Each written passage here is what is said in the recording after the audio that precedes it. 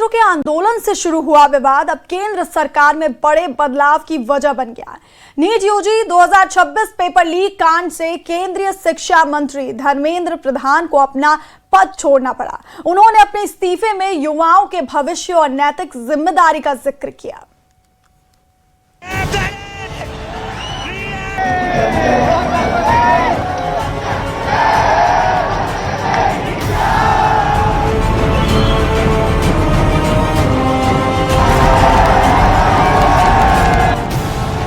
जिस विवाद ने लाखों छात्रों की मेहनत पर सवाल खड़े किए, उसी विवाद ने आखिरकार देश के शिक्षा मंत्री की कुर्सी भी हिला दी।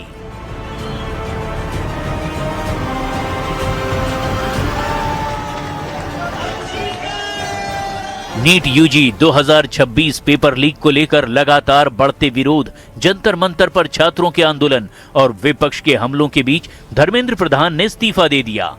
लंबे समय तक सरकार का पक्ष रखने वाले प्रधान ने आखिरकार जिम्मेदारी स्वीकार करते हुए अपने पद को छोड़ने का फैसला किया। अपने इस्तीफे में उन्होंने साफ किया कि उनका फैसला किसी राजनीतिक दबाव का नहीं, बल्कि युवाओं के भविष्य, देश की एकता और लोकतांत्रिक व्यवस्था में विश्वास बनाए रखने के लिए है। ये व्यक्तिगत प्रतिष्ठा का विषय नहीं है। जंतर मंतर और देश में बने स्थिति का राष्ट्र विरोधी ताकतें फायदा न उठाएं, किसी भी विद्यार्थी का भविष्य कानूनी उलझनों में न फंसे, बच्चे पढ़ाई और करियर पर फोकस करें। इसी सोच के साथ मैंने प्रधानमंत्री को अपना त्यागपत्र भेज दिया है। धर्मेंद्र प्रधान के इस्तीफे का ऐसा असर हुआ कि जंतर मंतर पर मौजूद हजारों की भीड़ खुशी से झूम उठी। मुझे धर्मेंद्र प्रधान के इस्तीफे की वजह से हीरो मत बनाना। जब आप एक इंसान को मुद्दे से बड़ा बनाते, इंस्टीट्यूशन से बड़ा बनाते, संविधान से बड़ा बनाते, तो वो इंसान देश का कबाड़ा ही करेगा। पेपर लीक का मुद्दा केवल परीक्षा की पारदर्शिता तक सीमित नहीं रहा, बल्कि ये सरकार की जवाबदेही का बड़ा सवाल बन गया। विपक्ष लगातार शिक्षा मंत्री के इस्तीफे की मांग कर रहा था, जबकि छात्र संगठनों का कहना था कि जिम्मेदारी तय किए बिना व्यवस्था में भरोसा वापस नहीं आएगा।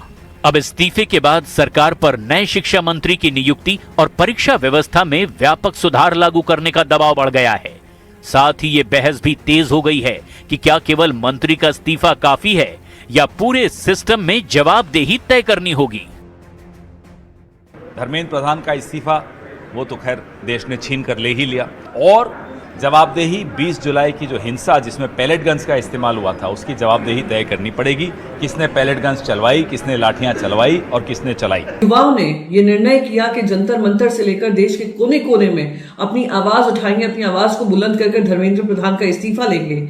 ये अहंकारी सरकार जो कान और आंख मूंद करके बैठी थी, आज आपने उनको मजबूर किया है उनका इस्तीफा लेने के लिए। इसके लिए मैं आप सबको बधाई देना चाहती हूँ। छात्रों की मांग थी, प्रधानमंत्री जी ने स्वीकार किया था और कहा भी था कि हम आपके साथ हैं। उसी कड़ी में इस्तीफा भी हुआ, कड़ा कानून भी बना और फास्ट ट्रैक कोर्ट में मुकदमा चला करके जो दोषी लोग हैं उनके खिलाफ कड़ी से कड़ी कार्रवाई करने का एक कानून भी ला दिए। मैं आदरणीय प्रधानमंत्री नरेंद्र मोदी जी का बहुत बहुत आभार प्रदेश की तरफ से देता हूं कि प्रधानमंत्री जी ने युवाओं की बात को सुनकर के बहुत बड़ा निर्णय लिया है। मैं आदरणीय प्रधानमंत्री जी का बहुत बहुत आभार प्रकट करता हूं। जिनको हम जेन जी कहते हैं आज की शब्दावली में, जिनके बारे में लोग कहते थे कि ये रील वाली जनरेशन है, उन्होंने रील और रियल के बीच के फासले को खत्म कर दिया। जिंदाबाद। धर्मेंद्र प्रधान ने इस्तीफा देकर राजनीतिक और नैतिक संदेश देने की कोशिश की। अपने पत्र में उन्होंने प्रधानमंत्री, मंत्रिपरिषद और सहयोगियों का आभार जताते हुए राष्ट्र सेवा जारी रखने का संकल्प भी दोहराया। लेकिन बड़ा सवाल अब भी कायम है, क्या इस इस्तीफे से लाखों छात्रों का भरोसा पूरी तरह लौट पाएगा? क्या पेपर लीक माफिया पर निर्णायक कार्रवाई होगी और क्या भविष्य में ऐसी घटनाएं रुकेंगी?